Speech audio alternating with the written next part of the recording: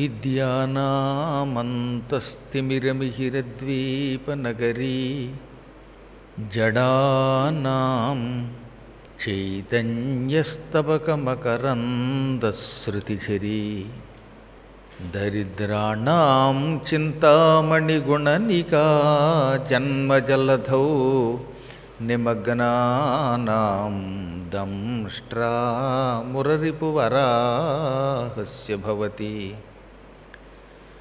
శుక్లాంబరధరం విష్ణుం శశివర్ణం చతుర్భుజం ప్రసన్నవదనం ధ్యాయేత్ సర్వవిఘ్నోపశాంతయే.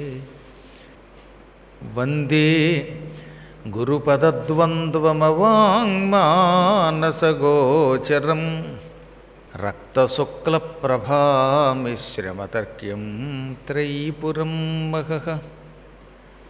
నారాయణం నమస్కృత్య నరం చైవ నరోత్తమం దేవీం సరస్వతీం వ్యాసం తతో జయముదీరయేత్.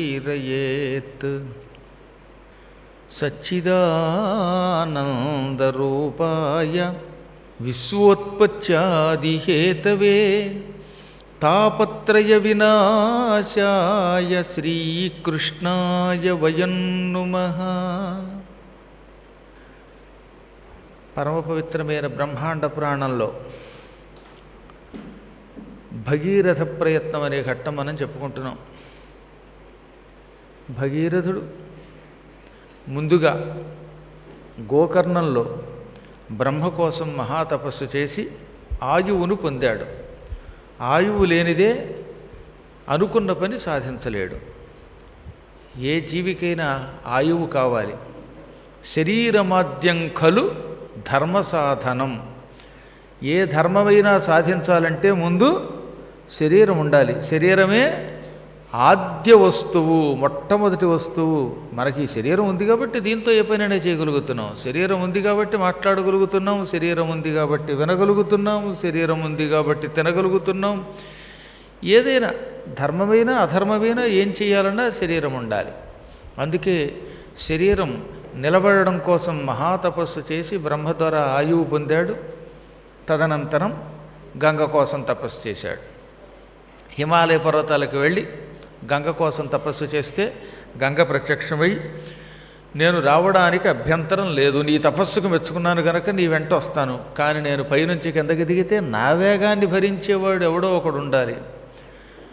నా వేగాన్ని భరించి భూమి నాశనం కాకుండా కాపాడేవాడు శివుడే. ఆయన కోసం తపస్సు చేయమనగా అప్పుడు మళ్ళీ ఆయన శివుడి కోసం తపస్సు చేశాడు. ఇన్ని ప్రయత్నములు చేసి కష్టాలు పడి గంగను తెచ్చాడు కాబట్టే అప్పటి నుంచి ఎవరైనా కష్టపడి పనిచేస్తే భగీరథ ప్రయత్నం చేశాడు రా అండం మొదలెట్టారన్నమాట. అన్ని కష్టాలు ఈ భగీరథుడు పడినన్నటి కష్టాలు ఈ మానవమత్తుడు ఎవడో పడలేడు. అసలు అంత ఓపిక కూడా ఉండదు, సహనం ఉండదు. గట్టిగా 2 పేజీలు రాస్తే చేతుల్లో అవుతాయి మనకి. ఇక యజ్ఞం ఏం చేస్తాం, తపస్సు ఏం చేస్తాం, 2 చేతుల్లో జోడించి నమస్కారం ఏం చేస్తాం. ఓ గంట చదివితే కళ్ళు తిరుగుతాయి. మనం ఏం చేయగలుగుతాం? ఇవాళ కంప్యూటర్లు వచ్చాక అలా కొట్టి కొట్టి తల పక్కకి వెళ్ళిపోయి వాలిపోతున్నాం. శరీరంలో ఎవ్వడికీ శక్తి ఉండడం లేదు. ఓపిక తెచ్చుకోవడానికి కావలసిన మానసిక దార్ఢ్యం కూడా లేదు. శరీరము మనస్సు రెండు ఒకదానితో ఒకటి సంబంధం కలిగినటువంటి పదార్థాలు. శరీరం బాగుండాలంటే ముందు మనస్సు బాగుండాలి. మనస్సు బాగుంటేనే శరీరం బాగుంటుంది. ఎక్కువ మందికి అనారోగ్యానికి మూల కారణం ఏంటంటే శరీరం కంటే మనస్సు చెప్పిన మాట వినకపోవడమే మూల కారణం. అందువల్ల అన్నిటికీ మూల కారణం మనస్సే. మళ్ళీ అటువంటి మానసిక దార్ఢ్యం కలిగిన భగీరథుడు శివుణ్ణి మెప్పించాడు. శివుడు ప్రత్యక్షమయ్యాక, దేవా గంగానదిని భరించమనగా లోకశ్రేయస్సు కోసం గంగని భరిస్తాను అన్నాడు ఆయన. హిమవత్పర్వతం మీద ఒక విశాల రూపంతో నిలబడ్డాడు. నడుము మీద 2 చేతులలో పెట్టుకుని, గంగా దిగు, నిన్ను భరిస్తానన్నాడు. ఇప్పుడు గంగకి శివుడు అంతు చూడాలన్న కోరిక కలిగిందిటండి. ఏదో శివుడు నన్ను మొయ్యగలడు అన్నాననుకో, అంత మాత్రం చేత నేను నిజంగానే గంగని మోస్తాను అని శివుడు అహంకరిస్తాడా? నన్ను భరించే శక్తి ఈశ్వరునికి ఉన్నదా అనుకున్నది గంగ. చాలామంది ఇలాగే అనుకుంటారులేండి, మేము గొప్పవాళ్ళం, మమ్మల్ని వాడేం చేయగలడు, వాడేం భరిస్తాడు అని.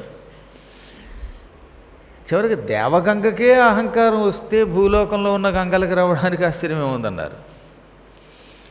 ఈ గంగకే కాదు, ఎవరికైనా గర్వం వస్తే ఆ గర్వం చేసి భంగం చేసి అనుగ్రహించేవాడు గనకే పరమేశ్వరుడు అన్నారు ఆయన్ని. ఆయనేమో తల పైకెత్తి నడుం మీద చేతులు వేసుకుని గంగా దిగు మోస్తాననగానే నీ తలకాయ పగలగొట్టి నిన్ను చావగొట్టి పాతాళానికి వెళ్ళిపోతాను, మళ్ళీ జీవితంలో ఇంకెప్పుడు గంగను నేను మోస్తాను అనలేవు నువ్వు అంటూ గంగ ఢామ్ అనే శబ్దంతో పైనుంచి కిందకి దూకింది ఆయన నెత్తి మీదకి. ఏదో భూలోకంలో అంటే పెళ్ళానికి కోపం వస్తే అప్పడాల కడుతూ నెత్తి మీద కొడితే తలకాయ పగిలిపోతుంది, కానీ ఆవిడ కూడా అలాగే తలకాయ పగిలికొట్టేద్దాం అనుకుందిట. ఎవరి తలపైగా? అఖిలాండ కోటి బ్రహ్మాండ నాయకుడు సర్వేశ్వరుడి శిరస్సునే పగలగొడదాం అనుకున్నది. ఏది ఏమైనా ఎప్పుడైనా కోపం వస్తే తలకాయ మాత్రం పగలగొట్టకండి, ఎందుకంటే భర్తతో ఇంకా కొన్ని పనులు ఉంటాయి. కొంచెం మొట్టిగా కొట్టండి, కానీ మరీ గట్టిగా కొట్టి కొబ్బరికాయ పగిలిపోయినట్టుగా తల పగలకుండా చూడవలసిన బాధ్యత ఇటు వేళ్ల మీద ఉన్నది, ఇటు వేళ్ల మీద ఉన్నది అనుకోండి. ఇప్పుడు గంగ పైనుంచి కిందకు దొగ్గానే శివుడు చిరునవ్వు నవ్వాడు.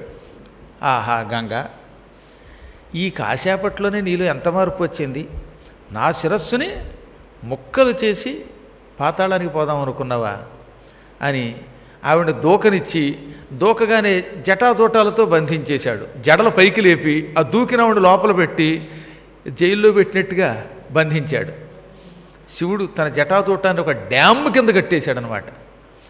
ముందే చెప్పాగా అది స్కామ్ డ్యామ్ కాదు, అందులో పాప ఆవిడ ఇరుక్కుపోయింది.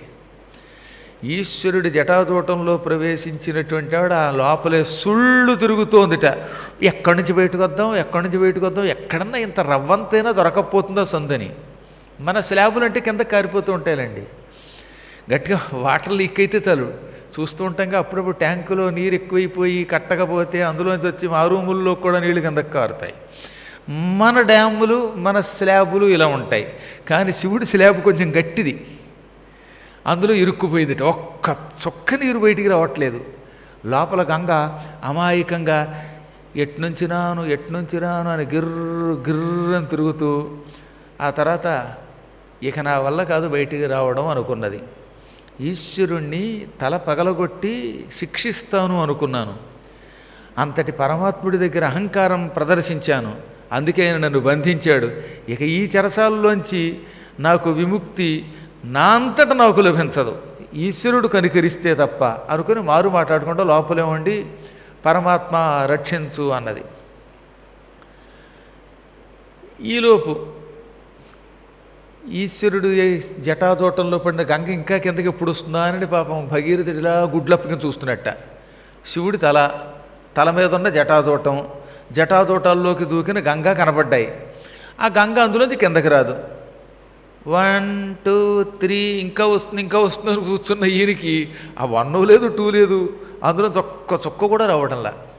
కొంతసేపటికి ఆయనకి అర్థమయ్యింది, ఓహో గంగని శివుడు తన జటాజోటంలో గట్టిగా బంధించేశాడు, ఇక ఆవిడ రాలేక అందులోనే ఉండిపోయింది, బంధింపబడింది అని గ్రహించాడు భగీరథుడు.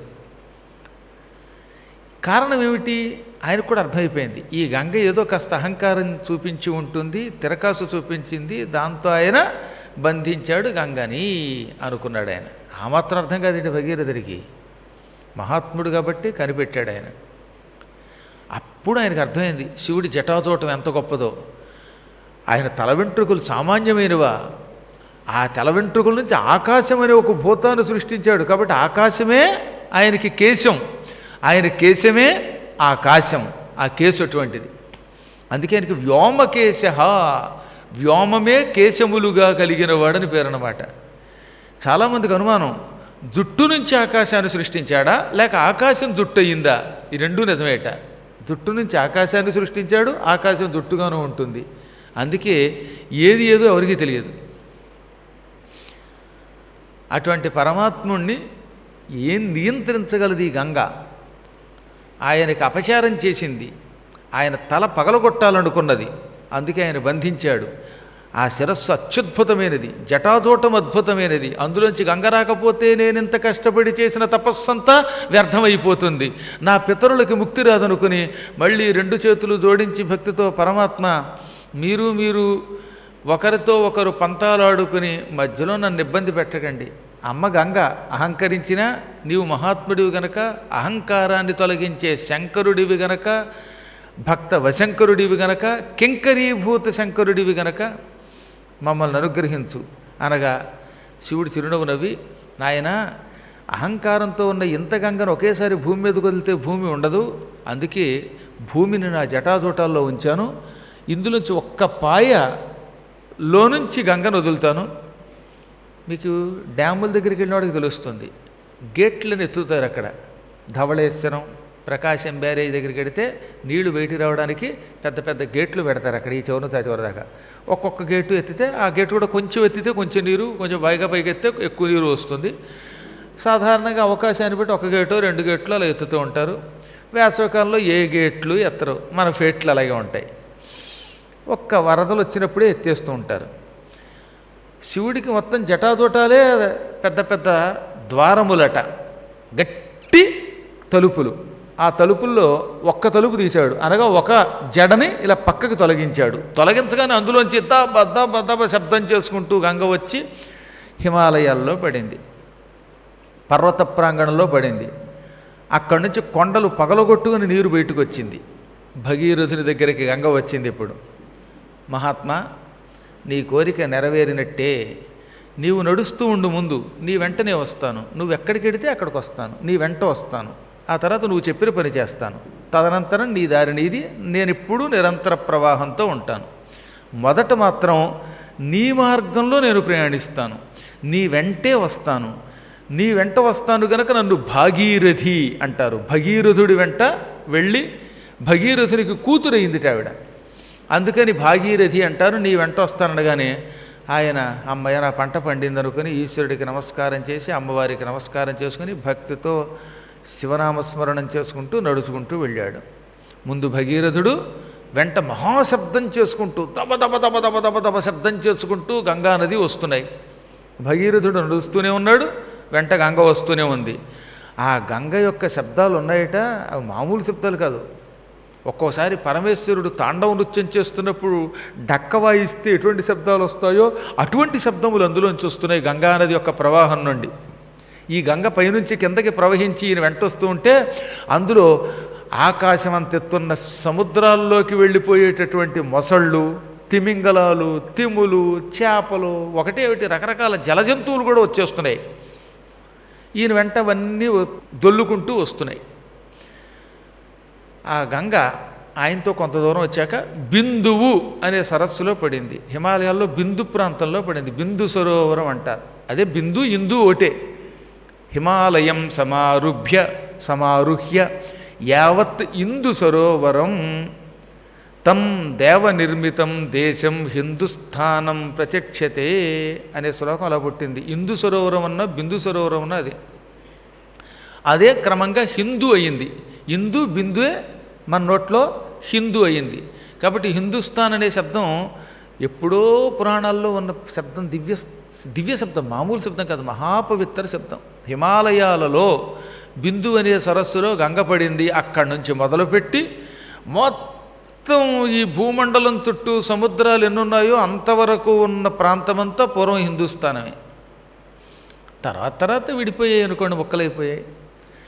ఇవాళ మనం ఓ బుల్లి భారతదేశపు ముక్కలో ఉన్నాం. భారతదేశం ముక్కలు అయిపోక మిగిలిన దాంట్లో మిగిలాం. ఈ కాస్త కూడా ముక్కలైపోకుండా చూసుకోవాలి మనం, లేకపోతే ఆ తర్వాత మనం ముక్కలైపోతాం.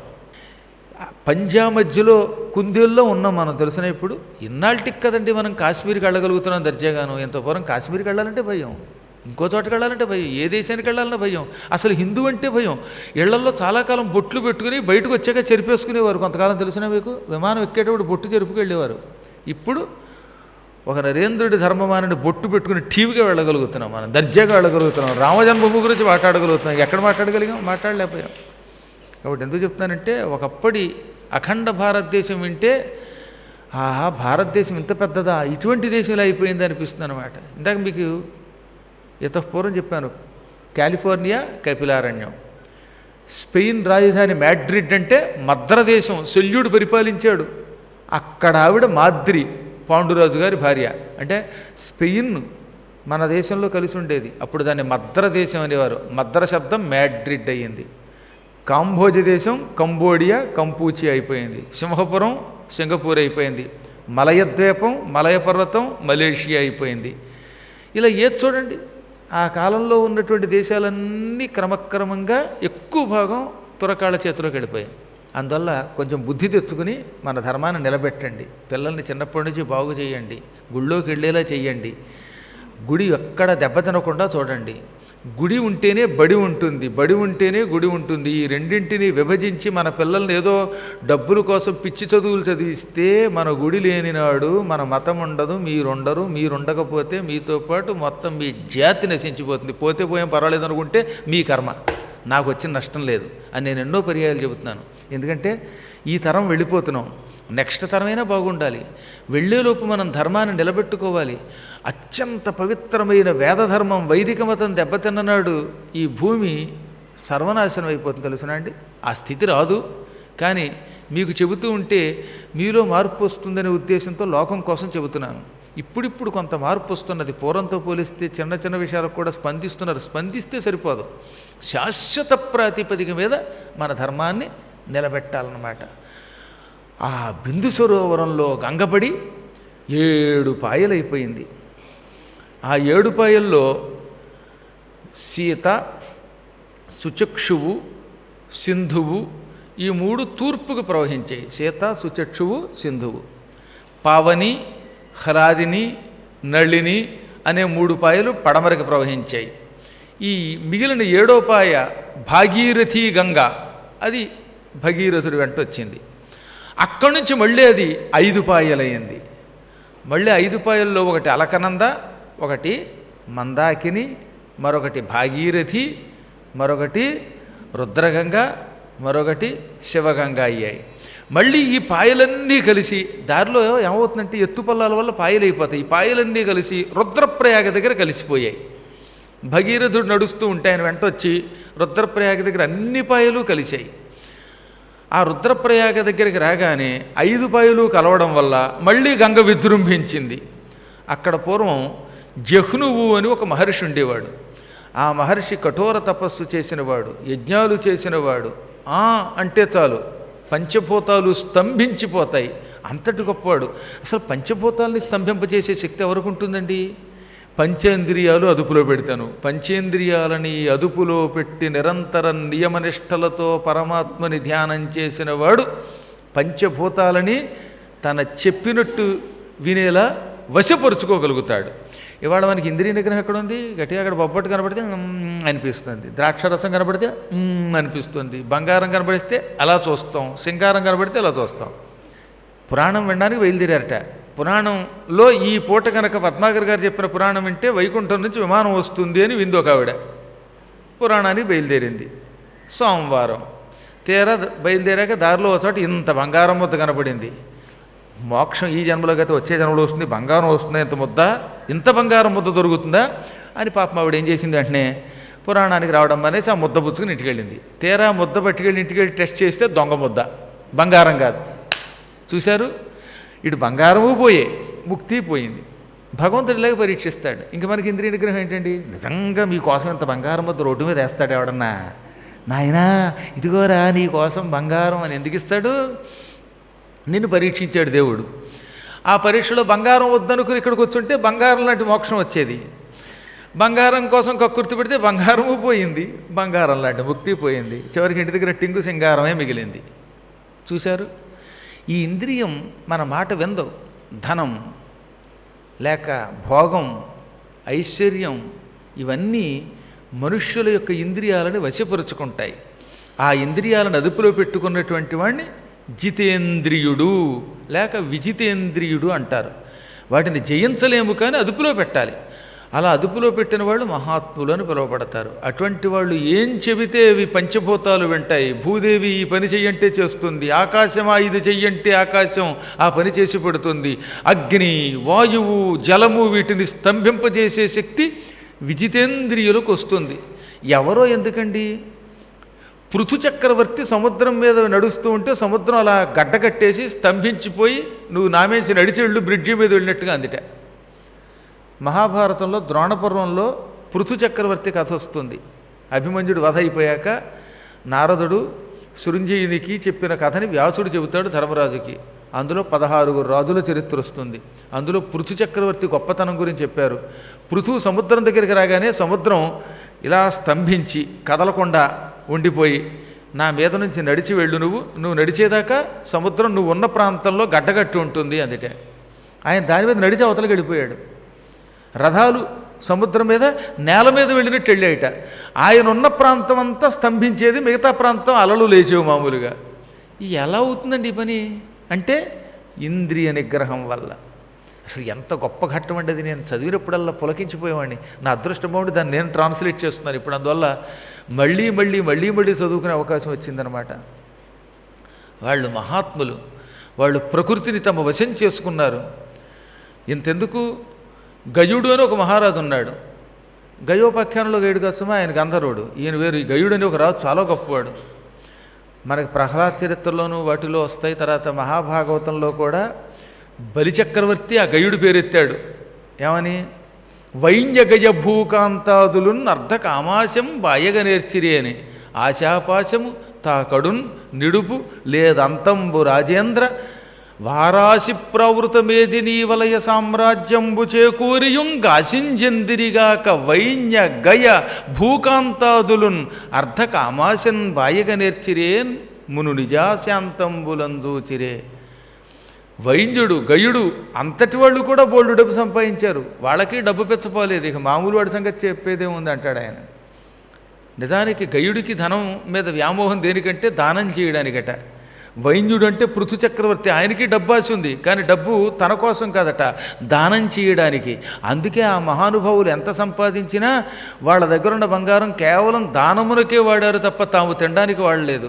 రఘుమహారాజు గారి దగ్గర ఉన్న బంగారం అంతా దానం చేసేసాడు. ఆ సమయంలో కౌత్సుడు అనేవాడు ఆయన దగ్గరికి వస్తే ఆయనకి కాళ్ళు కడగడానికి నీళ్లు తేవడానికి మట్టి కుండ మట్టి మూకుడు తెచ్చాట. అప్పుడు కౌత్సుడు, మట్టి మూకుడుతో వచ్చావా, నీ దగ్గరికి వచ్చి నేను నిన్ను అడుక్కునేది ఉంది, నా దాన్నే పోతున్నాను అన్నాడు.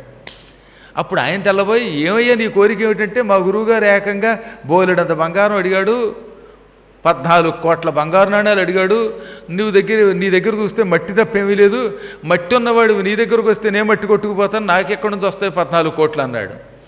నా దగ్గర లేదయ్యా, నా డబ్బంతా నిన్న యజ్ఞంలో దానం చేశాను, ఆఖరికి నా రాజ్యం కూడా ఇచ్చేశాను, కట్టుకున్న వస్త్రం కూడా ఇచ్చేసి చిన్న అంగవస్త్రం కట్టుకున్నాను. ఆ టైంలో నువ్వు వచ్చావు, అయినా నా దగ్గరకు వచ్చాక నిన్ను ఒట్టి చేతులతో పంపించను. నీకు కావాల్సింది 14 కోట్లే కదా, ఈ రాత్రికి పడుకో, రేపు నేను తెచ్చి పెడతానన్నట్ట. తెల్లారేసరికి తెస్తానన్నాడు. తెల్లారేసరికి 14 కోట్లు ఎలా తెస్తాడా అనుకుంటూ ఈ కౌత్సుడు అనేటటువంటి పరతంతుముని యొక్క, వరతంతుడు లేక పరతంతుడు 2 పేర్లు కరెక్టే, ఆయన శిష్యుడు రాత్రి అక్కడ పడుకున్నాడు. ఇప్పుడు ఈ రఘువు ఆ చీకటి పడ్డాక రేపటికల్లా వాడికి 14 కోట్లు ఎలా తేవాలి, భూమి మండలాన్ని జయించాను, భూమి మీద ఉన్న రాజులంతా తమ దగ్గర ఉన్న డబ్బు నాకు ట్యాక్స్ కింద కట్టేశారు, ఇప్పుడు ఇంకెవరి దగ్గర ఏమీ లేదు, ఇంకా వాళ్ళని పట్టుకు చావగొడితే వాళ్ళు తిరిగి నా మీద దాడి చేస్తారు, పాపం ఏడుస్తారు. ప్రజలని ఒక స్థాయి దాటి పన్నుల వంకతో బాధించకూడదు. కాబట్టి భూమి మీద ఇక ఎవరి దగ్గర ఏమీ లేదు, వాళ్ళని పీడించడం అనవసరం. మా అన్నయ్య గారు, మా పెద్దన్నయ్య గారు ఏమడిగినా సరే గొడ్డుటా ఊపితుగా రూపొందింది వాడు. మరి అన్నయ్య ఒక 10 రూపాయలు ఎవరో సినిమా కడతామంటే గొడ్డుటా ఊపితుగా కొండ కొంపు అంటే నేను గొడ్డుటా ఉన్న దగ్గర ఏం లేదని చెప్పడం. మా వాడు ఎప్పుడు ఇదే పద్యం చదివేవాడు, మాయిదారి పద్యం.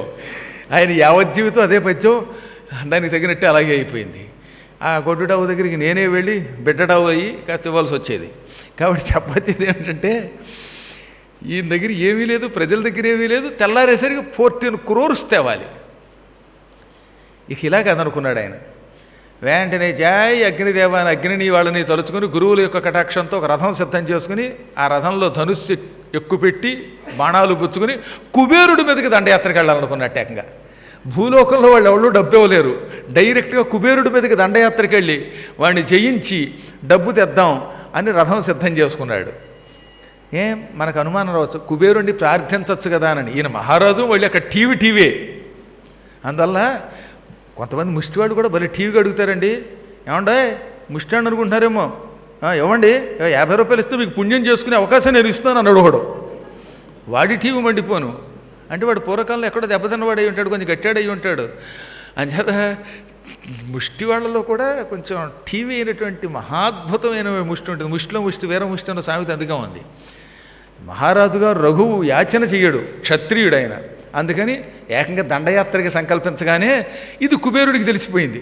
సిబిసిఐడీలు ఉన్నారు ఆయనకి భూలోకంలో, వాళ్ళు చెప్పారట, అమ్మ బాబాయ్ రఘు మహారాజు గారితో యుద్ధం నేనెక్కడ చేస్తానని హడిలిపోయి కుబేరుడు ఆయన కోశాగారంలో 100 కోట్లు కురిపించేట బంగారు నాణ్యాలు యుద్ధానికి వెళ్లకుండానే. తెల్లారు లేచి చూసేసరికి ధనాగారం అంతా బంగారంతో నిండిపోయిందండి అన్నారు కోశాధికారులు, ట్రెజరీ ఆఫీసర్స్ అన్నమాట. అప్పుడు ఆయన ఆశ్చర్యపోయి, కుబేరా ఎంత మహాత్ముడివి నువ్వు, నేను దండయాత్రగా రాకుండానే డబ్బు కురిపించావు, నీలాగే అందరూ ఉంటే ఎంతో బాగుండు. అప్పుడు పద్మాకర్ గారు కాశీలో హాయిగా 300 గజాల స్థలంలో పీఠం కట్టేవాడు కదా, ఈ దిక్మాల మానవులకు ఆ బుద్ధి లేదు కదా అనుకుని ఆయన వెంటనే ఏం చేశాడు, ఆ కౌత్సుని పిలిచాడు. ఇదిగోనయ్యా నీ కోసం కుబేరుడి మీదకి దండయాత్ర కడదాం అనుకుంటే కుబేరుడు రాత్రికి ధనాగారం అంతా నింపేశాడు, ఈ 100 కోట్ల నాణ్యాలు నీవే పట్టుకుపో అన్నట్ట. నాకొద్దు బాబాయ్, నేను ఐ వాంట్ 14 crores ఓరి అన్నాడు ఆయన. నాకు 14 కోట్ల కంటే ఎక్కువ వద్దన్నట్ట. నాకు మాత్రం ఎందుకంటే ఇది నా కోసం నేనేమి కుబేరుడి మీదకి దండయాత్రకు వెడతాం అనుకోలేదు, నీ కోసం నేను కుబేరుడి మీదకి వెడదాం అనుకుంటే కుబేరుడు ఇంత కురిపించాడు, ఇదంతా నీ కోసం కురిపించిందే కాబట్టి ఇదంతా నీదే అన్నాడు ఆయన. బాబోయ్ నాకు వద్దంటాడు ఈయన. చివరికి ఇద్దరూ కలిసి డబ్బంతా పుచ్చుకొని గురువుగారి దగ్గరికి వెళ్ళారు. గురువుగారు ఆశ్చర్యపోయి, ఏదో శిష్యుడి మీద కొంచెం ఒళ్ళు మండి తెమ్మన్నాను అనుకో, వాడు నీ దగ్గరికి నిజంగానే వచ్చేసాడా, వస్తే మాత్రం నువ్వు ఎంత డబ్బు ఇచ్చేసావా అన్నట్ట. ఈ గొడవకు మూల కారణం ఒకటి ఉందండోయ్, ఇది శిష్యుడు చేతులారా తెచ్చుకున్నదే. కొంతమంది పిచ్చి శిష్యులు అనవసరంగా గురువుగారికి కోపం తెప్పిస్తారు, తెప్పిస్తే ఇలాంటి కష్టాలు ఎదుర్కొంటారు. అందుకని పిచ్చివాగుడు వాక్కూడదు. గురువుగారండి మీ దగ్గర చదువుకున్నానండి, అందరూ మీకు ఏదో దక్షిణ ఇస్తున్నారండి, నా దగ్గర ఏమీ లేదు, పేదవాడిని, అయినా మీరు అన్నం పెట్టి పాఠం చెప్పారు కాబట్టి ఏదో ఒక దక్షిణ ఇద్దాం అనుకుంటున్నాను, ఒక్క చిన్న దక్షిణ కోరుకోండి అన్నట్ట. ఏం వద్దులేరా నువ్వు పేదవాడివి కదా, చదువుకున్నావు పో అంటే వినిపించుకోకుండా కోరుకోండి దక్షిణ అని గొడవ చేశాడు. ఈ వాట్సాప్లో మెసేజ్ పెట్టినట్టుగా చావుగొట్టేసి మెసేజ్లు పెట్టే కొంతమంది దిక్కుమాల శిష్యులాగా ఈయన చావుగొట్టాడు ఆయన గురువుగారిని. ఒళ్ళు మండిపోయింది గురువుగారికి. ఏరా వద్దురా పొమ్మంటే వినిపించుకోకుండా దక్షిణిస్తానంటావా, 14 కోట్లు బంగారు నాణాలు పట్టుకురా అన్నాడు ఆయన. చూసారా మరి, దాంతో హడిలిపోయి 14 కోట్లు బంగారు నాణాలా, ఈయన జీవితంలో ఎప్పుడైనా 1 కోటి చూశాడా? ఇప్పటికీ నేను 1 కోటి రూపాయలు చూడలేదు కళ్ళారా చూడలేం కదా ఒకేసారి, ఎక్కడో బ్యాంకుల్లో ఉండొచ్చు, లేదా పూర్వకాలం కట్టిన ఇళ్ళు అయితే వాటి ఖరీదు మార్కెట్లో 1 కోటి ఉంటుంది కానీ కోటి డబ్బు కనపడద్దు. ఇప్పుడు అందరూ కోటీశ్వరులే. పట్టాభిపురంలోకి వెళ్ళారనుకోండి, ఓ ఇల్లు ఉందనుకోండి 200 గజాలు, అది కనీసం 1 కోటి 2 కోట్లు ఉంటుంది కదా. అలాంటప్పుడు వాడు కోటీశ్వరుడే కానీ డబ్బు కనపడదు. ఏదో బ్యాంకులో ఉద్యోగం చేసేవాళ్ళు అలా చూసుకుని అనుకుంటారు కానీ ఆ డబ్బు వాళ్ళది కాదు. అందువల్ల ఈయన హడిలిపోయి అప్పుడు రఘువు దగ్గరకు వచ్చాడు. రఘువు గారు ఇంత గొడవ చేశాడు. అందుకని ఈ డబ్బంతా చివరికి గురువు గారికి ఇస్తే అప్పుడు గురువు నవ్వి, ఇద్దరికిద్దరే నా శిష్యుడు నిజాయితీపరుడు, గురువుగారి కోసం 14 కోట్లు అడిగాడు, ఆ 14 కోట్లే తీసుకుని గురువుకే ఇస్తానంటాడు ఆయన. నువ్వేమో 100 కోట్లు నీకోసమే తీసుకొచ్చాను నేను కుబేరుడి దగ్గర నుంచి, మొత్తం 100 నీదేనంటావు. ఇలాంటి ధర్మాత్ములు ఉన్నారు కాబట్టే భూదేవి ఇలా ఉన్నది అని రఘువుని ఆశీర్వదించి ఆ 100 కోట్లు తీసుకుని 5 నిమిషాల్లో 100 కోట్లు మొత్తం అందరికీ దానం చేసేట. గురువుగారి దగ్గర అట్టే పెట్టుకోలేదేమో, మళ్ళీ గురువుగారు బ్యాంక్ అకౌంట్ ఓపెన్ చేసి ఎఫ్డీ వేయలేదు, మొత్తం దానం చేసేశాడు. అటువంటి వాళ్ళు జితేంద్రియులు ఏం చెబితే అది ప్రపంచం వింటుంది. ఇవి పంచభూతాలను అదుపులో పెట్టడం అంటే, ఇది ఇంద్రియ నిగ్రహం అంటే, ఇది పరమ పవిత్రమైన తపశ్శక్తి అంటే. ఇన్ని పురాణములు విన్నటువంటి వాళ్ళు అవసరమైతే ఇంద్రియాలను అంతలా అదుపులో పెట్టాలి. అలా అదుపులో పెడితే వాడికి యావత్ ప్రపంచం కైవసం అయిపోదటండి. అన్నిటికంటే గొప్పది వశత్వం. అందుకే పదే పదే ఈ పురాణాల్లో వశీ వశీ అంటే వశము చేసుకున్నవాడు దేన్ని, ఇంద్రియములను, ఇంద్రియముల ద్వారా ప్రపంచం వశం చేసుకున్నవాడు అన్నారు. అటువంటి జహ్ను మహర్షి ఆశ్రమం దగ్గరికి భగీరథుడు వచ్చాడు. జితేంద్రియుడు ఇంద్రియములను అదుపులో పెట్టుకున్న జహ్ను మహర్షి ఎన్నో యజ్ఞములు చేశాడు, దానములు చేశాడు, ధర్మములు చేశాడు, కఠోర దీక్షతో తపస్సు చేశాడు. ఆ జహ్నువు సరిగ్గా ఈ గంగని తీసుకుని భగీరథుడు రుద్రప్రయాగ ప్రాంతమునకు వస్తున్న సమయమునకు తన ఆశ్రమం దగ్గర ఓ యజ్ఞం చేయడం కోసం ఏర్పాట్లు చేసుకున్నాడు. పెద్ద యజ్ఞగుండం కట్టుకొని ఆ యజ్ఞగుండం చుట్టూత సమిధులు పెట్టుకొని సురుక్కు స్రవలు పెట్టుకొని ఫలాలు, దర్భలు, ఆవు నెయ్యి, పూర్ణాహుతి అన్నీ తెచ్చిపెట్టుకున్నాడు. ఇంకా కొద్దిసేపట్లో యాగం మొదలెట్టాలి. ఈలోపు దబ దబ దబ దబ 5 పాయలుగా అయిపోయిన గంగ మళ్ళీ రుద్రప్రయాగ దగ్గర ఒకటైపోయి ప్రవహిస్తూ భగీరథుడు వెంట వచ్చింది. భగీరథుడు ముందెళ్ళాడు. వెనకొస్తున్నటువంటి ఈ గంగ చుట్టుపక్కల ఏముంటే వాటిని ముంచెత్తేస్తూ వస్తోంది. ఇక్కడ జహ్నువు యొక్క ఆశ్రమం కనపడగానే ఈ జహ్నువు సంగతి ఏమిటో చూస్తానని ఆయన ఆశ్రమం మొత్తం దబదబ శబ్దంతో చుట్టుముట్టి మొత్తం అందులో ఉన్నటువంటి ఆశ్రమంలో ఉన్న సామానంతా తన ప్రవాహంలో కలిసిపోయేలా చేసింది. గంగా ప్రవాహం అంటే మాట్లాడండి బాబు. ఆ వేగమునకు ఆయన ఆశ్రమం మొత్తం అందులో ఉన్నటువంటి కర్రలతో సైతంగా లేచిపోయింది. కర్రలు, తాటాకులు, ఆ పందిరి అంతా ఆ గంగా ప్రవాహంలో కొట్టుకుపోయింది. సురుక్కుసురువులు కొట్టుకుపోయాయి. దర్భలు, ఫలములు, పూర్ణాహుతి అన్నీ పూర్ణాహుతి అయిపోయాయి. ఈ యాగోపకరణములన్నీ ప్రవాహంలో కొట్టుకుపోయాయి. జహ్నువు కూడా కొట్టుకుపోయేవాడే, కాకపోతే ఆయన మహాతపస్యాలి కాబట్టి ఆయన ఒక్కడే నిలదొక్కున్నట్ట. ఆయనకు ఆగ్రహం కలిగింది. గంగా, ఏమి నీ దురహంకారం? ఇంత పూర్వం శివుడి తలకాయ పగలగొడతాను అని శివుడి శిరస్సు మీద తాండవం ఆడబోయావు. ఆయన నిన్ను బండతో మోదాడు, బంధించాడు. ఏదో ఆయన పాయలోంచి బయటకు వచ్చావు. మళ్ళీ అహంకరించి నా ఆశ్రమం అంతా ముంచెత్తేస్తావా? నా యజ్ఞ పరికరములు నాశనం చేస్తావా? నీకు తగిన శాస్తి చేస్తాను అని ఇలా కుడి చేయి చాచి మొత్తం గంగనంతటినీ చేతిలోకి ఆవాహయామి అన్నాడు. ఇంత గంగా ప్రవాహం ఆయన చేతిలోకి ఏదో ఉద్ధరణితో నీళ్లు తీసుకుంటే ఎన్నుంటాయి నీళ్లు, అన్ని నీళ్లు కింద మారిపోయి గంగ చేతిలోకి వచ్చేసిందిట. ఇంత మహాగంగా ప్రవాహాన్ని ఒక్క ఆచమన జలం కింద మార్చేశాడు ఆయన. మళ్ళీ రెండోసారి మూడోసారి లేదు. కేశవాయ స్వాహ, నారాయణాయ స్వాహ, మాధవాయ స్వాహ అని 3 సార్లు లేదట. ఓం కేశవాయ స్వాహ అని అంతగంగని ఓ డ్రాప్ ఆఫ్ వాటర్ కింద అంటే జలబిందువుగా మార్చి చేతిలోకి తీసుకుని గుటుక్కుని తాగేశాడు. తాగడం అనడం కంటే మింగేశాడు ఆయన. మొత్తం గంగంతా ఆయన కడుపులోకి వెళ్ళిపోయిందిట. ఇలా మీరు ఎవరన్నా గంగానది దగ్గరికి వెళ్ళి గంగను తాగితే ఆ వ్యక్తిని చూసేవాడికి మెడలో దండ వేయాలని చాలా కాలంగా కోరికగా ఉంది నాకు. ఈ దండ వాళ్ళకే ఇస్తాను. ఒకసారి కాశీకి వెళ్ళండి. ఈ మొత్తం గంగంతా తాగేసింది జహ్ను మహర్షి. ఏమి ఎరగనట్టుగా మళ్ళీ ఆశ్రమాన్ని యథాప్రకారంగా కట్టుకోవడం మొదలెట్టాడు. భగీరథుడు ఏం మాట్లాడకుండా చేతులు కట్టుకుని టపా టపా ఓం నమ శివాయ అనుకుంటూ వెడుతున్నాడు.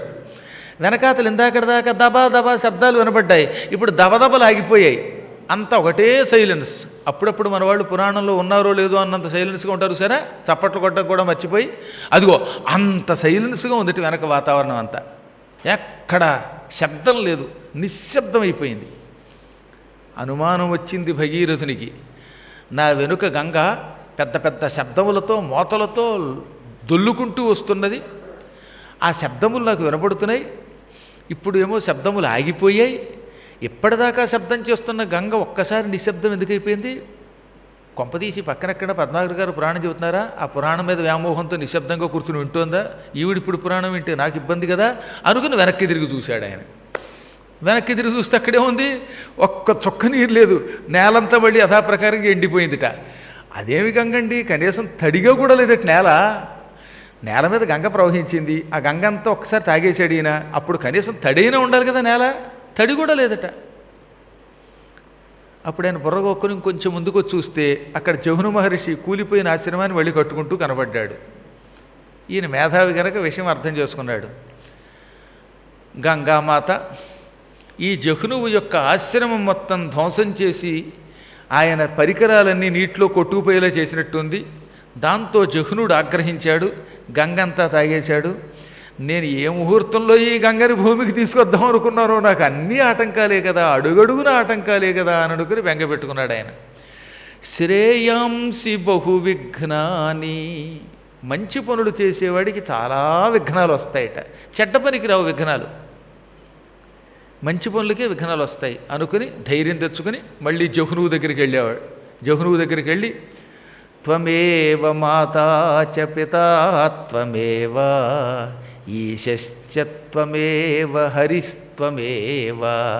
నువ్వే తల్లివి, తండ్రివి, శివుడివి, విష్ణువి, బ్రహ్మవి, అజుడివి, అన్నిటికీ అతీతమైన పరబ్రహ్మవి.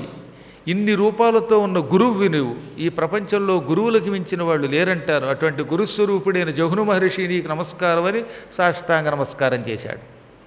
ఆయన జాలిపడి, నాయన ఇంతకీ నీకేం కావాలన్నాడు. ఏం కావాలో నీకు తెలుసు, అయినా అడుగుతున్నావు. అడిగావు కాబట్టి చెబుతున్నాను. నాకు కావలసింది గంగ. ఆ గంగ నా వెంట రావాలి, పాతాళానికి రావాలి. అక్కడున్న మా పితరుల మీద గంగానది ప్రవహించాలి. ప్రవహిస్తే వాళ్ళు తరిస్తారు. అందువల్ల నువ్వు పంతం పట్టి తాగి వేసిన గంగని మళ్ళీ విడిచిపెట్టు స్వామి. నువ్వు తలుచుకుంటే గంగ ఏమిటి ప్రపంచం మెంగగలవని మాకు తెలుస్తోంది. గంగని మాత్రం విడిచిపెట్టు. గంగ లేకపోతే నేను ఉండలేను. గంగ కోసమే ఇంత శ్రమ పడ్డాననగానే ఆయన జాలిపడి, తప్పక నీ కోరిక తీరుస్తాను. ఈ గంగ అహంకరించిన ఆశ్రమాన్ని పాడు చేయటం వల్ల కోపగించి గంగను తాగాను తప్పలేక నాకు గంగ మీద ద్వేషమా, గంగ కావలసిన అవసరం ఉన్నదా? ఏమీ లేదు. అయితే ఇక్కడ సమస్య ఉంది నాకు.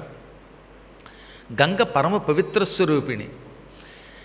ఏదో క్షణికోద్రేగతో గంగను తాగినా నాకు గంగ మీద ద్వేషంలో ఉంటుంది. గంగంటే జగన్మాత. దేవి సురేశ్వరి భగవతి గంగే త్రిభువన తారిణి తరల తరంగే శంకర మౌళి విహారిణి విమలే మమమతిరాస్తాం తవ పద కమలే అని శంకరాచార్యులు వారు గంగాదేవి మీద అపూర్వ స్తోత్రం రాశాడు. ఆవిడ గురించి రాస్తూనే సురేశ్వరి, దేవతలకు కూడా తల్లి అన్నాడు ఆయన. దేవతలకు కూడా అధిష్టాన దేవత. దేవతలకే ఈశ్వరి అయితే అటువంటి తల్లి సామాన్యురాల. ఆవిడ్ని చులకనగా ఎవడన్నా చూస్తాడా? ఎంత మంచి పదం అండి, ఎత్తుకోవడమే. సురేశ్వరి అన్నాడు ఆయన. నాకు చాలా ఆశ్చర్యం అనమాట. శంకరాచార్యులు వంటి పదాల యొక్క పోహళింపు ఇంకెవరికి రాదు. కవి అంటే ఆయనే. వ్యాసుడు శంకరుడు, వ్యాసుడు శంకరుడు. ఆ అపూర్వ భావనలు, ఆ అపూర్వ కల్పనలు, ఆ అపూర్వమైన శబ్దాల కూర్పు రమ్మంటే వస్తున్నట్టండి ఓ మాదిరివాడికి. అద్భుతమైన పదం కదా అది. సురేశ్వరి అన్నాడు అంటే తద్వారా గంగ సామాన్యురాలు కాదు. దేవతలు కూడా ఆవిడ్నే అమ్మవారిని పూజించినట్టు పూజిస్తారు. దేవతలకు కూడా అమ్మవారు ఆవిడ అధిష్టాన దేవత, భగవతి. పైగా అప్పుడు గంగా అన్నాడు ఆయన. గంగే, ఓ గంగా, శంకరుడి శిరస్సు మీద నిరంతరం తిరుగుతూ ఉంటావు. తవ పదకమలే అంటే నీ పాదపద్మముల యందు మమ మతి ఆస్తాం, నా మనస్సు ఎప్పుడు ఉండుగాక, నా బుద్ధి నీ పాదపద్మముల మీద లగ్నమై ఉండాలి అన్నాడు లాస్ట్ అండ్ ఫైనల్ లైన్లో. చూసారా? మమ మతి రాస్తాం తవ పదకమలే. పదకమలము పూర్వం పాదాలని పద్మాలతో పోల్చేవారు. కాళ్ళు పగిలిపోయినా పద్మాలనే అనేవారు. నిజంగా అమ్మవారి పాదాలు పద్మాల్లో కోమలంగా కూడా ఉంటాయి అనుకోండి. నీ పాదపద్మముల యందు మమ మతి, నా బుద్ధి ఎప్పుడు ఉండుగాక అంటే ఎప్పుడు నేను నీ పాదాలనే ధ్యానించాలి, అటు ఇటు చెదిరిపోకూడదు అని ధ్యానం చేశారు మహాత్ములు శంకరులు వారు. అందువల్ల ఆయన గంగంటే నాకు గౌరవం. దేవతలకు అధిష్టాన దేవత. కాకపోతే క్షణికోద్రేకంతో నా ఆశ్రమమును పాడు చేసిన కారణము చేత త్రాగివేశాను. ఇప్పుడు దాన్ని నోటితో ఉమ్మాననుకో, ఆ నీరు ఎంగిలి నీరు అవుతుంది. గంగని ఎంగిలి చేసి ఉమ్మకూడదు. అలా ఉమ్మిన నీటిలో ఎవరూ స్నానము చేయకూడదు. అసలు గంగలో ఉమ్మేయడం తప్పు, గంగలో పుక్కిలించడం తప్పు. ఒకవేళ గంగానదీ జలం నోట్లో పోసుకుని పుక్కిలించాల్సి వస్తే బయట ఉమ్మాలి తప్ప మళ్ళీ గంగలో వదలకూడదట. కాబట్టి ఇప్పుడు నేను నీకోసం గంగని వదలడానికి ఇంకొక పని చేస్తాను. చెవిలోంచి వదులుతాను. నోట్లోంచి వదిలితే ఎంగిలి తప్ప చెవిలోంచి వదిలితే ఎంగిలి కాదు. చెవులు చాలా ఉత్తమమైనవి. చెవులకు శృతులు అని పేరు. శృతులు అంటే ఇంకో అర్థం వేదము కూడా. కాబట్టి అప్పుడు గంగ వేదమాత అవుతుంది అని తన దక్షిణ కర్ణం కుడి చెవిలోంచి గంగను వదిలేశాట. తాగిన గంగ నోటితో తాగి కుడి చెవిలోంచి వదిలాడు ఆయన. ఎలా వదులుతారా అనిపిస్తుంది అన్నమాట కదా. మహాత్ములు అన్నాను కదా, మీకు ముందే చెప్పాను కదా వాళ్ళ గురించి. ఆ కుడి చెవిలోంచి దబదబదబా గంగ బడి బయటకు వచ్చేసింది. వచ్చి ఆయనకి నమస్కరించి, జహ్ను మహర్షి, నువ్వు నన్ను తాగి కుడి చెవులోంచి విడిచిపెట్టావు. కుడి ప్రదేశం నుంచి బయటికి రావడం వల్ల ఈ రోజు నుంచి నేను నీ కూతుర్ని, నీ పేరు మీదుగా జాహ్నవి అనే పేరు పొందుతాను అన్నది. జహ్నువుకి కూతురు కనుక జాహ్నవి అయ్యిందనమాట. ఆ రోజు నుంచి గంగకి జాహ్నవి అని పేరు వచ్చింది. భగీరథుడికి పుత్రిక అయి భాగీరథి అయ్యింది. జహ్నునికి కూతురై జాహ్నవి అయ్యింది. ఆ తర్వాత అక్కడి నుంచి మళ్ళీ ఆయన వెంట బయలుదేరింది. ఎన్ని గండాలు ఇప్పుడు మీకు అర్థమైందిగా. ముందేమో బ్రహ్మ కోసం, తర్వాత గంగ కోసం తపస్సు చేశాడు, తర్వాత శివుడి కోసం తపస్సు చేశాడు, మళ్ళీ శివుడు జటాదూటంలో బంధిస్తే మళ్ళీ ప్రార్థించాడు, అక్కడి నుంచి వచ్చి జహ్నువు యొక్క నోట్లో పడింది, జహ్నువుని ప్రార్థిస్తే ఆయన వదిలాడు, ఇప్పుడు మళ్ళీ హృషీకేశానికి వచ్చింది. అది క్లేశ హరి హృషీకేశం, భయంకరమైన కష్టములను తొలగించే ప్రాంతమట. అక్కడికి రాగానే ఈయన కష్టాలు తొలగిపోయినట్టయి, అలసట తొలగిపోయినట్టయింది, ఆనందం కలిగింది, గంగకు కూడా ఆహ్లాదం కలిగింది. అందుకే క్లేశములను హరిస్తుంది గనక దీనికి హృషీకేశమని పేరు పెడుతున్నాను అంటాడు ఆయన. హృషీకము అంటే ఇంద్రియము, హృషీక. ఇక చాలామంది తెలియక ఋషికేశం అనుకుంటున్నారు. కర్మ అది కేశం కాదు, వెంట్రుక కాదు, ఋషి కాదు. హా రాయాలి. యారాలావా శేషాస హా ఉందే, హా కింద అరుకారం, అప్పుడు హృ షీ క, హృషీక అనగా ఇంద్రియము. ఇంద్రియములకు ఈశః అధిష్టాన దేవత, ఇంద్రియములను అదుపులో పెట్టే దేవుడు. ఆ స్థలమునకు హృషీక ఈశః అని పేరు అన్నమాట. ఆ స్థానంలోకి గంగ వచ్చాక వెంటనే భగీరథుడు అక్కడున్న జనులను ఈ ప్రాంతము ఇంద్రియ నిగ్రహమునకు పెట్టింది పేరు కాబట్టి జనులు ఇక్కడ గంగలో స్నానం చేసి యోగాభ్యాసమును చెయ్యండి, ధ్యానము చెయ్యండి, తపస్సు చెయ్యండి అన్నాడు. అందుకే ఇప్పుడు కూడా హృషికేశంలో గుళ్ళు కాదు అక్కడ స్పెషాలిటీ. ఎక్కువ మంది ఇసుకలో కూర్చునే జపాలు, ధ్యానము, తపస్సు చేస్తారు, యజ్ఞాలు చేస్తారు. అక్కడికి వెళ్ళే వాళ్ళంతా తపశ్చక్రవర్తులు, యోగాభ్యాస తత్పరులు. జీవితంలో ఎప్పుడైనా హృషికేశంలో ఒక అరగంటైనా కూర్చుని తపస్సు చేయాలి, ఒక అరగంటైనా ఇసుకలో కూర్చుని ధ్యానం చేయాలి. అక్కడికి వెడితే ఇంద్రియాలు మన మాట వింటాయి, ఆ తర్వాత పరమేశ్వరుడి యొక్క సాక్షాత్కారం అవుతుందన్నమాట. ఇక్కడి నుంచి హృషికేశం నుంచి మళ్ళీ భగీరథుడు వెంట హరిద్వారమునకు వచ్చింది. శ్రీ మహావిష్ణువు వైకుంఠం నుంచి భూలోకానికి మొట్టమొదట అడుగుపెట్టిన దివ్యస్థలం అది. అందుకే హరికి ద్వారము అన్నారు దానిని. విష్ణువునికి అది ద్వారం అయ్యింది, గేట్ అయ్యింది, సింహద్వారం అయ్యింది. అదే మాయాపురము కూడా. విష్ణువు ఎక్కడుంటే అక్కడ ఆయనతో పాటు ఆయన మాయ ఉంటుంది కదా, అందువల్ల మాయ కూడా ఆయనతో రావటం వల్ల అది మాయాపురం కూడా అయ్యింది. సప్తమోక్షపురాల్లో అది కూడా ఒకటి. అటువంటి హరిద్వారం దగ్గరకు వచ్చింది. అక్కడ మహావేగంగా ప్రవహిస్తూ ఆయన వెంట వచ్చింది. అలా దారిలో ఆయన వెంట వెడుతూ వెడుతూ అనేకములైన సరస్సులను, శలయేళ్లను, జలపాతాలను కలుపుకుంటూ కలుపుకుంటూ చివరికి ప్రయాగ క్షేత్రం దగ్గరకు వచ్చింది. అక్కడ యమునా నదిని కూడా తనలో కలుపుకున్నది, సరస్వతిని కలుపుకున్నది. అక్కడ నుంచి పరమ పవిత్రమైన వారణాసి క్షేత్రానికి వచ్చింది. వారణాసి క్షేత్రం నుంచి ముందుకెళ్ళింది. మళ్ళీ దారిలో అనేకములైన తమస, సరయు, కౌశికి, ఇన్ని రకాల నదులను, నంద, అలకనంద, భద్ర అన్నిటినీ కలిపేసుకుని చిట్ట చివరికి సముద్రం దగ్గరికి వెళ్ళింది. అప్పటికి సముద్రం లేదు, గుర్తుపెట్టుకోండి. ఎందుకంటే సముద్రంలో ఉన్న నీరంతా అగస్త్య మహర్షి గుటుక్కేసాడు, ఒక గుటకలో తాగేశాడు ఆయన. ఇప్పుడు భూమి చుట్టూత సగరపుత్రులు తవ్విన కన్నమే తప్ప నీరు లేదు, సముద్రం లేదు. ఇప్పుడు ఈ గంగ మహావేగంగా వచ్చి భూమి చుట్టూత సగరుని యొక్క కొడుకులు 60,000 మంది తవ్వేసినటువంటి రంధ్రాల్లో ప్రవేశించింది. పాత సముద్రం ఉన్న చోటకు వచ్చేసిందనమాట. ఒకప్పుడు అగస్త్యుడు నీళ్లు తాగడానికి ముందు సముద్రం ఎక్కడెక్కడుందో అదంతట్లో నిండిపోయింది. భూమి చుట్టూ సముద్రమే కదండి. అందుకే భూమి మీద ఎక్కడ బయలుదేరినా ఏ సముద్రంలో నుంచే ఎక్కడికైనా వెళ్ళొచ్చు. భూమి గోళాకారంలో ఉన్నది పైగా. అందుకే భూగోళ అని 1కి 2 సార్లు మన పురాణాల్లో చెప్పారు. అదే శ్రీకృష్ణుడు కూడా భాగవతంలో చూపించాడు. ఆ లలితాంగి కనుంగొనే బాలుని ముఖమందు జలధి పర్వత వన భూగోళ శిఖి తరణి శశి దిక్పాలాది కరాండమైన బ్రహ్మాండంబున్. యశోదాదేవి కృష్ణుడి నోట్లో చూచిందిట. ఏమేం చూచింది? జలధి సముద్రాలు చూచింది, పర్వత కొండలు చూచింది, వన అడవులు చూచింది, భూగోళ భూమి గుండ్రంగా ఉన్నటువంటి భూమిని చూచింది, శిఖి అగ్నిని చూచింది, శశి చంద్రుణ్ణి చూచింది, తరణి సూర్యుణ్ణి చూచింది, దిక్పాలాదికరండమైన ఇంకా దిక్పాలకులతో నిండిన బ్రహ్మాండమునంతటిని చూచింది ఆవిడ. అటువంటి భూగోళము చుట్టూతో ఉన్న కన్నాల్లోకి ఈ గంగ చేరింది. దాంతో సముద్రం యొక్క ఉప్పు నీరు మళ్ళీ యథాప్రకారంగా తయారైపోయింది. సముద్ర జలం ఎండిపోయినా ఆ ప్రదేశం క్షార ప్రదేశమే, ఉప్పుతో నిండే ఉంది. ఆ క్షారంలోకి వెళ్ళి ఈ నీరు క్షారజలం అయిపోయిందనమాట. ఇప్పుడు ఇంకో సమస్య వచ్చిందండో. ఈ మొత్తం భూమండలం చుట్టూ యథాప్రకారంగా సముద్రం తయారైపోయింది కదా. ఆ సమయంలో పరమపూజ్యులు కొందరు గోకర్ణ క్షేత్రంలో తపస్సు చేసుకుంటున్నారు. ఇదివరకు గోకర్ణం దగ్గర సముద్రం ఉండేది, శివుడు ఉండేవాడు. అంటే ఇప్పుడున్న ఆత్మలింగం అప్పటికి లేదు, రావణాసురుడు తెచ్చిన ఆత్మలింగం లేదు, కానీ శివుడు ఉండేవాడు, గణపతి ఉండేవాడు. అది చాలా గొప్ప శ్రేష్టమైనటువంటి స్థలం గోకర్ణం అని. అక్కడే ముందు భగీరథుడు తపస్సు చేశాడని, చేసిన తర్వాతే బ్రహ్మగారు ఆయనకి ప్రత్యక్షమయ్యాడని కూడా చెప్పుకున్నాం. ఆ తర్వాత ఆయన హిమాలయాలకు వెళ్ళి గంగ కోసం శివుడి కోసం తపస్సు చేశాడు. ఇప్పుడు ఈ నీరు వచ్చి యథాప్రకారంగా పూర్వం సముద్రం ఉన్న ప్రాంతంలోకి రావడం వల్ల ఆ గోకర్ణ క్షేత్రం మొత్తం మునిగిపోయింది. శివుడు మునిగిపోయాడు, అందులో గణపతి మునిగిపోయాడు. గోకర్ణం లేదు అసలుకి. ఇప్పుడున్న గోకర్ణం మునిగిపోయింది ఈ గంగ దెబ్బకి. ఈ గంగ ఏమో సముద్రంగా మారిపోయింది. ఇంత భయంకరమైన గంగ అన్నమాట అది.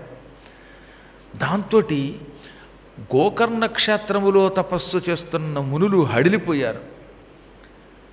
ఇదెక్కడ గొడవరా, మనం హాయిగా పరమ పవిత్రమైనటువంటి గోకర్ణములో తపస్సు చేసుకుంటున్నాం, యజ్ఞములు చేసుకుంటున్నాం. పూర్వజన్మ సుకృతం వల్ల ఈశ్వరుడు మన కోసం ఇక్కడ స్వయంభూ లింగరూపంతో దర్శనమిస్తున్నాడు. ఇక్కడ మనం జపం చేసుకుంటూ తపస్సు చేసుకుంటూ సుఖంగా ఉన్నాం. ఇక్కడ శివుడి గురించి ధ్యానం చేసిన వెంటనే శివుడు ప్రత్యక్షం అవుతున్నాడు. కానీ ఇప్పుడు హఠాత్తుగా ఎక్కడి నుంచో జలం వచ్చి పడిపోయింది. ఈ జలం ఎందుకు వచ్చింది అని ఒక్కసారి దివ్య దృష్టితో చూస్తే వాళ్ళకి అర్థమైపోయింది. భగీరథుడు తపస్సు చెయ్యటం, గంగ రావడం, గంగ ఒక్కసారి భూమి చుట్టూ చేరడం, పూర్వం సముద్రం ఉన్న ప్రాంతాలను ఆక్రమించడం, సముద్రం ఉప్పొంగిపోవడం, దానివల్లే ఇప్పుడు ఈ గోకర్ణ క్షేత్రం కూడా మునిగిపోవడం వాళ్ళకి అర్థమైపోయింది. అందుకని వాళ్ళు ఇదంతా గంగా ప్రభావం, గంగ వల్ల సముద్రుడు పునర్జీవితుడు అయ్యాడు. జీవితుడు అవడమే కాదు, ఇప్పుడున్న మన గోకర్ణ క్షేత్రం ముంచేశాడు. గోకర్ణ క్షేత్రం చాలా గొప్పది. ఎలా మరి ఈ క్షేత్రం మళ్ళీ మనకి దొరకడం, మళ్ళీ మనం గణపతిని శివుణ్ణి యథాప్రకారంగా చూసుకుని అర్చించడం ఎలాగా అనుకుని ఆ సముద్ర జలం దగ్గరకు వచ్చి, సముద్రుడా దయ ఉంచి మా మీద నీ జలాన్ని వెనక్కి తీసుకెళ్ళవా, ఒక్క 10 మైళ్ళు నువ్వు వెనక్కి వెళ్ళినట్టయితే ఈ ప్రాంతం మాకు దక్కుతుంది. అప్పుడు మేము శివుణ్ణి పూజిస్తాం, గణపతిని పూజించుకుంటాం, తపస్సులు చేసుకుంటాం, మా ఆశ్రమాలు మాకు దక్కుతాయని ప్రార్థిస్తే, ఎవడి మాట వినను నేను, దొరక్క మళ్ళీ నా జలం నాకు దొరికింది, గంగా నది వచ్చి నన్ను కలిసి ఎండిపోయిన నన్ను ఉద్ధరించింది, ఇప్పుడు ఎవడి మాట వినను నేను, ఇలాగే ఉంటాను. అయినా సముద్రం ఒకళ్ళ మాట వింటుందా, సముద్రం మాట ఇతరులు వినాలి కానీ అని మౌన ముద్రలోకి వెళ్ళిపోయాడు సముద్రుడు. ఓహో, ఈ సముద్రుడు చెప్పిన మాట వెండు అని గ్రహించారు వాళ్ళు. వెంటనే వీళ్ళందరూ కలిశారు. పరమపూజ్యులైన మహానుభావులైన ఈ ఋషులందరూ హుటాహుటిన బయలుదేరి ఆ సమయంలో మహేంద్ర పర్వతం మీద ఉన్నటువంటి తపస్సు చేసుకుంటున్న పరశురాముడి దగ్గరికి వెళ్ళారు. కొన్ని సమయాల్లో ఆయనే అవసరం, అందుకని పరశురాముడి దగ్గరికి వెళ్ళి భక్తితో నమస్కరించారు. ఆ సమయంలో పరశురాముడు బ్రహ్మాసనే సుఖాసనం మృదు కృష్ణాజినోత్తరే శిష్యై పరివృతం శాంతం దదృశుస్తే తపోధనాః.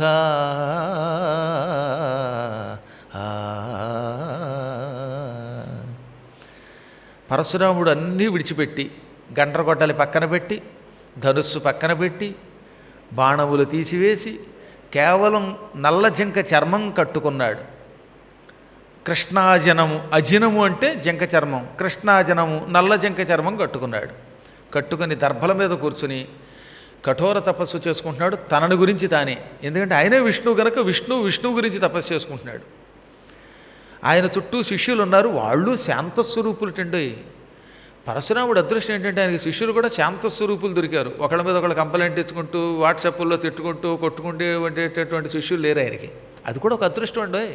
శిష్యులు శాంతముగా ఉండి గురువుగారికి శాంతి కలిగిస్తూ తాము శాంతంగా ఉండి తరించడం అంటే అదృష్టం కదా.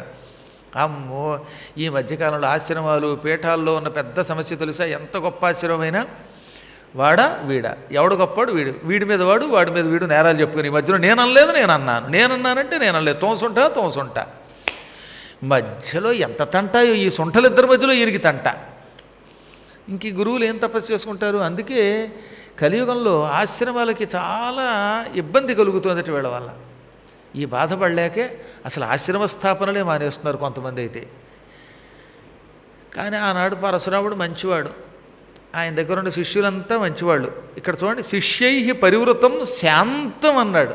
వాళ్ళంతా తపోధనాహ, తపస్సే ధనంగా కలవాళ్ళు, అంటే మహాతపస్సు చేస్తున్నారు. అటువంటి శిష్యుల చేత చుట్టుకొనబడి ప్రశాంతంగా ఉన్నట్టు ఆయన. ఎంత అదృష్టవంతుడండి కదా! శిష్యులు ప్రశాంతంగా ఉండి తపస్సు చేస్తూ గురువుగారు ప్రశాంతంగా ఉండేలా చూస్తున్నారంటే, ఎక్కడ ఆయనకి ఇబ్బంది కలగకుండా చూస్తున్నారంటే, నిమిషానికోసారి వచ్చి ఆయన డిస్టర్బ్ చేయకుండా ఉంటున్నారంటే, నిమిషానికోసారి వాట్సాప్ చేసి ఆయన కొంప ముంచకుండా ఉంటున్నారంటే, వాళ్ళల్లో వాళ్ళు కొట్టుకోకుండా ఉంటున్నారంటే, ఆ గురువు ఎంత అదృష్టవంతుడు అనిపిస్తున్నారు. వాడి శిష్యులు కదా అదృష్టవంతులు, గురువే అదృష్టవంతుడు. ఆ యోగం నాకు కూడా పడితే బాగుండని అప్పుడప్పుడు అనుకుంటూ ఉంటాను. అయితే పరశురాముడు లెవెల్ వేరనుకోండి. ఇప్పుడు అలా తపస్సు చేసుకుంటున్న మహానుభావుడి దగ్గరికి ఈ ఋషులు వచ్చారు. ఆయన చూడడానికి ఎలా ఉన్నాడో తెలిసిన, ఒకప్పుడు కాలాగ్ని అట. కొంచెం జాగ్రత్తగా వినండి ఈ శబ్దం. ఈ ఋషులు వచ్చే సమయానికి అత్యంత శాంతస్వరూపుడై ఉన్న పరశురాముడు ఇట్లున్నాడు. కాలాగ్నిబివ లోకాన్ స్త్రీన్ దగ్ధ్వా పూర్వం నిజేచ్ఛయ. ప్రళయకాలపు అగ్ని ప్రజ్వరిల్లి 3 లోకాలు తగలబెట్టి తర్వాత వర్షం కురిసినప్పుడు చల్లారిపోయిందిట. లోకాలను తగలబెట్టి చల్లారిపోయిన అగ్నిలో ఉన్నట్టు ఆయన. ఒకప్పుడు ఆయన రోషాగ్నితో ఉండేవాడు. ఆయన కళ్ళు కషాయితం అయిపోయేవి, రోషం వల్ల కషాయితం ఎరుపెక్కి ఉండేవన్నమాట. అలా ఎర్రబడిన కళ్ళతో 3 ఏళ్ళు 21 పర్యాయములు దుష్టులైన రాజులను శిక్షించినటువంటి ఆ మహాత్ముడు ఇప్పుడు కోపం చల్లారిపోయి ఆరిపోయిన అగ్నిలో ఉన్నాడు. కానీ చిత్రం ఏంటంటే, అగ్ని చల్లారిన ముఖంలో మాత్రం తేజస్సున్నది. కొన్ని చోట్ల అగ్ని చల్లారిపోయాక కాలిపోయిన కట్టెలు అసహ్యంగా ఉంటాయి. ఈయన అలా లేదు సుమా. క్రోధాగ్ని చల్లారింది, తపోగ్ని ప్రజ్వరిల్లింది. అందువల్ల ఆ మహాత్ముడు శాంతముగా ఉన్న ఆయన శరీరము నుంచి అపూర్వమైనటువంటి కాంతి వస్తున్నది. ఆ కాంతికి పరవశులైపోతారు ఎవరన్నా, అంత ముచ్చట కలిగిస్తున్నాడు ఆయన. అటువంటి ఆయన దగ్గరికి వెళ్ళడంతో ఆ మహాత్ముడు పెద్దలను చూచి తక్షణం లేచి వారిని ఆహ్వానించాడు. ఎందుకంటే వచ్చినవాడు సామాజులు కాదు గనక. ఎటువంటి వాళ్ళు వచ్చారు? విశ్వామిత్రుడు వచ్చాడు, మైత్రేయుడు వచ్చాడు, శాండిల్యుడున్నాడు, వశిష్ఠుడున్నాడు. ఇటువంటి విశిష్టులంతా వచ్చాక కూర్చోకూడదు కదా, అందుకే వారందరినీ కూర్చోబెట్టి అర్ఘ్యం ఇచ్చాడు, పాద్యం ఇచ్చాడు. ఆ తర్వాత స్వాగతం వో మహాభాగా యూయం సర్వే సమాగతాః కరణీయం కిం అస్మాభిః వదధ్వం అవిచారితం. ఓ మహాత్ములారా, వహ మీకు స్వాగతం, మీ అందరికీ స్వాగతం పలుకుతున్నాను. మీరందరూ ఒకేసారి వచ్చారు, ఒకళ్ళ కాదు, సర్వే సమాగతాః. మీరందరూ ఏదో పని మీద ఇక్కడికి వచ్చారు. ఇప్పుడు చెప్పండి, కిం కరణీయం, నన్నేం చేయమంటారు? అవిచారితం, ఆలోచించకుండా చెప్పండి, ఏం పర్వాలేదు. అంటే మొహమాట పడకుండా చెప్పండి అన్నాడు అనమాట. ఒక ముక్కలో చెప్పాలంటే తేట తెలుగులో, మీరు ఎందుకు వచ్చారో ఏమిటో మొగమోటం లేకుండా చెప్పండి, మీరు చెప్పిన పని చేస్తాను. నేను సామాన్యుణ్ణి కాదు, ఇస్తే మాట నిలబెట్టుకుంటాను, నాకు మీరంటే గౌరవం. ఏం కావాలనగా అప్పుడు ఆ మహాత్ములు ఏమన్నారు? రామ నీకు నమస్కారం అంటే వాళ్ళు కూడా ఆయనకు నమస్కారం చేసి అడిగారు. తమ కోరిక తీర్చమని ఏదో ఆశీర్వదిస్తూ అడగడం కాదు, రామం ప్రణమ్య అతనికి నమస్కరించి ఇలా అన్నారు. ఓ మునిశ్రేష్ఠ, గోకర్ణ నిలయాన్ మునీన్, మేమెవరం? గోకర్ణంలో ఉండే మునులం. భూమి చుట్టూత సగరపుత్రులు ఒకప్పుడు తవ్విన విషయం నీకు తెలుసు. ఎండిపోయిన సముద్రంలోకి ఎలా వచ్చిందో గంగానది వచ్చి పడింది. ఇప్పుడు దాంతో మొత్తం సముద్రం ఉప్పొంగిపోతున్నది. అలా ఉప్పొంగిపోతున్న సముద్రుడు మా గోకర్ణ క్షేత్రంలో ఉన్న ఆశ్రమాలన్నీ సర్వనాశనం చేసేశాడు. అక్కడ ఇప్పుడు శివుడు, గణపతి ఎవరూ కనిపించడం లేదు. నువ్వు మా ఆశ్రమం మాకు ఇప్పించాలి, నువ్వు ఏమైనా సరే చేస్తానన్నావు, మీరు కోరుకోండి, మొహమాట పడొద్దు, మీరు నన్ను అడిగిన పని చేసి పెడతానన్నావు, ఇచ్చిన మాట నిలబెట్టుకో, సముద్రుణ్ణి శిక్షించు, మమ్మల్ని రక్షించు, తిరిగి మా ఆశ్రమం మాకు ఇప్పించు అనగానే ఈయన క్షణం తెల్లబోయి, మళ్ళీ ఈ గందరగోళం వస్తుందనుకోక నేను మాట ఇచ్చేశానండి మీకు, నేను ఎంతో పూర్వం ఈ భూమండలాన్ని కశ్యపుడనే ఆయనకి దానం ఇచ్చాను. అప్పుడు ఆయన నా చేత ఒట్టు పెట్టించుకున్నాడు.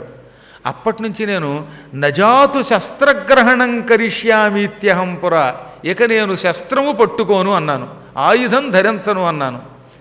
ఇప్పుడు ఆయుధం ధరిస్తే సత్యం తప్పిన వాడిని అవుతాను, దానివల్ల నేను మహాపాపాత్ముడిని అవుతాను. శస్త్రగ్రహణం నా వల్ల కాదు కదా. కిం కర్తవ్యం వయాత్రేతి మమదాలాయతే మనః. ఇప్పుడు నా కర్తవ్యం ఏమిటి? నా మనసు ఆందోళన చెందుతోంది, ఊగిసలాడుతోంది. అనగా అక్కడ ఉన్నటువంటి ఋషుల్లో శుష్కుడు అని ఒక ఆయన ఉన్నాడు, చాలా గొప్పవాడు. శరీరమును శుష్కింపచేయటం వల్ల ఆయనకు శుష్కుడు అని పేరు వచ్చిందట. ఆయన మహాతపస్సు చేస్తే శరీరం ఎండిపోయింది. శుష్కము అంటే ఎండిపోవుట. బాగా ఎండిపోయేట ఆయన. ఎలా ఉన్నాడో తెలుసు ఆయన? దర్భలు ఉంటాయి, ఎండిపోయిన దర్భ, అలా ఎండిపోయిన దర్భపుల్లా ఉన్నాడు ఆయన. అసలు అలాంటి వాడు నడవలేడు. అయినా ఆయన నవ్వుతున్నాడు, మాట్లాడగలుగుతున్నాడు, తిరుగుతున్నాడు. విఠలాచార్య సినిమాలో అస్థిపంజరాల్లో మధ్యలో ఒక్క ఎముక మాత్రమే ఉన్నది, ఎలా ఉంటుందంటే అలా ఉన్నట్టు ఆయన.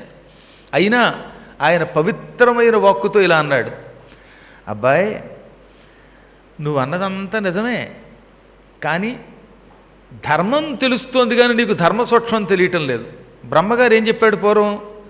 నేను ఆయుధము పట్టను అన్నవాడు ధర్మం కోసం, ఒక పాపాత్ముడిని శిక్షించి పుణ్యాత్ముల్ని రక్షించడం కోసం ఆయుధం పడితే అది అసత్యం కాదు, అదే ధర్మం అంటే. పైగా పుణ్యాత్ముల్ని రక్షించడం కోసం ఆయుధం ధరించకుండా చేతకాని వాళ్ళ ఊరుకుంటే వాడు నరకానికి పోతాడని చెప్పాట. దానికి ఉదాహరణ చెప్పాలి మీకు. ఇప్పుడు ఒక ఆయన ఉన్నాడండి, ఇంక నేను జీవితంలో కత్తి పుచ్చుకోను, లేక తుపాకీ పుచ్చుకోను, లేక ఆయుధం పుచ్చుకోను అని శపథం చేసి ప్రశాంతంగా తపస్సు చేస్తున్నాడు. ఆయన ఆశ్రమంలో మీలాంటి వాళ్ళు వచ్చి మకాం పెట్టారు. ఇంతలో పాకిస్తాన్ టెర్రరిస్ట్ ఒకడు వచ్చాడు ఇక్కడికి, మిమ్మల్ని అందరినీ చంపేయడానికి సిద్ధపడ్డాడు. అప్పుడు నేనే అనుకోండి కాసేపు, నేను ఆయుధం పట్టుకోను, నేను ఎవరి జోలికి వెళ్ళను, మీ చావు మీరు చావండి అంటే వాడు వచ్చి మిమ్మల్ని కాల్చి చంపాడు. అప్పుడు అది తపస్సు ఎలా అవుతుంది? అది ప్రతిజ్ఞ ఎలా అవుతుంది? ఒక పరమపాపాత్ముడు లేక దుర్మార్గుడు టెర్రరిస్టు అయినటువంటి వ్యక్తి వచ్చి ప్రజల్ని చంపబోతూ ఉంటే అప్పుడు మనం కిక్కురు మనకుండా ఊరుకోకూడదు. నేను ఆయుధం పట్టుకోను అన్న శపథాన్ని విడిచిపెట్టి అప్పుడు ఆయుధం పుచ్చుకుని ఆ దుర్మార్గులు చంపి మమ్మల్ని రక్షించాలట. అప్పుడు అది నిజమైన శపథం. అంటే అత్యావశ్యక స్థితిలో మనం ఇచ్చిన మాట తప్పచ్చునట. తప్పితే అది అసత్యం కాదు, సత్యం కంటే ఎక్కువ ఫలితం ఇస్తుంది, ధర్మము కంటే ఎక్కువ ధర్మం అవుతుంది అది. నేను ఆయుధం పట్టుకొని అన్నాను కాబట్టి మీరు చచ్చిపోయినా పర్వాలేదు, నేను ఇలాగే ఉంటాను అంటే వాడు పరమపాపాత్ముడు అవుతాడు, శాశ్వతంగా నరకానికి పోతాడు. అందువల్ల ఏం చేస్తావు నువ్వు? సతాం సంరక్షణార్థాయ శస్త్రసంగ్రహణంతు యత్తు. జ్ఞానులను సాధువులను రక్షించడం కోసం, సాధు పురుషులను కాపాడడం కోసం ఆయుధం పట్టుకుంటే అది పరమపుణ్యమని పూర్వం బ్రహ్మచేత చెప్పబడింది. కాబట్టి ఆయుధం పట్టుకో, అదే ధర్మం మేము చెప్పాం. నీవు చేసిన పని భవిష్యత్తులో 10 మందికి ఆదర్శమవుతుంది అనగానే, నిజమేనండో ఈ విషయం మర్చిపోయాను నేను, మిమ్మల్ని అందరినీ సముద్రుడు సర్వనాశనం చేస్తున్నాడు, ఆ టైంలో సముద్రుడిని శిక్షించడానికి ఆయుధం పట్టుకుంటే అది ప్రతిజ్ఞాభంగం కాదు అని వెంటనే వాళ్ళు ఏం చేశాడు? నడవండి, మీ ఆశ్రమం దగ్గరికి నాకు దారి చూపించండి, మీ వెంట వస్తానన్నాడు. వాళ్ళు ఆనందపడిపోయారు, మా వెంట రమ్మన్నారు. వాళ్ళు ముందు పెడుతుంటే పరశురాముడు వెంట వెళ్ళాడు. అలాగా విజయమనే ధనుస్సు పుచ్చుకొని, అమ్ముల పొది పెట్టుకొని, గండ్రగొడ్డలి పుచ్చుకొని హుటాహుటి నడిచాడు. ఆయన నడుస్తూ ఉంటే భూమి కంపించిపోయిందిట. రాత్రిపూట మాత్రం భూమి మీద ఉండకూడదు, ఆయన మహేంద్ర పర్వతానికి పోవాలి, పగలు ఉండొచ్చు. అందుకే పగటిపూట వాళ్ళతో వెళ్ళాడు. అక్కడ సఖ్యపర్వతం మీద నుంచి క్రమక్రమంగా పశ్చిమ సముద్ర తీరంలో ఉన్నటువంటి గోకర్ణ క్షేత్రానికి వచ్చాడు. కర్ణాటకలో ఉందిగా గోకర్ణం, అక్కడికి వచ్చాడనమాట. ఆ గోకర్ణ క్షేత్రానికి వచ్చి చూస్తే పెద్ద పెద్ద నొరగలతో పొంగిపోతూ సముద్రుడు అతి భీకరంగా ఉన్నాడు, గంభీరమైన ఘోషతో ఉన్నాడు.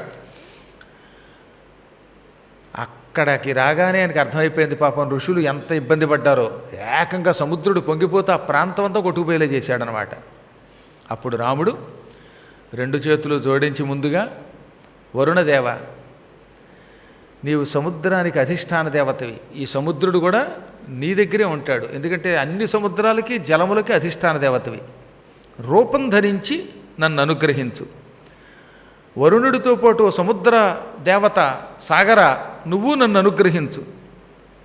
మీరిద్దరూ ఇక్కడ నాకు దర్శనమివ్వండి. సకల జలములకు అధిష్టాన దేవత అయినటువంటి వరుణుడు, ఈ సముద్ర జలాలకు అధిష్టాన దేవత అయిన సముద్రుడు ఇద్దరూ నాకు దర్శనమిచ్చి నన్ను అనుగ్రహించి వరాలు ఇవ్వండి, నేను మీ శిష్యుణ్ణి, మీ భక్తుణ్ణి అని ప్రార్థించాడు.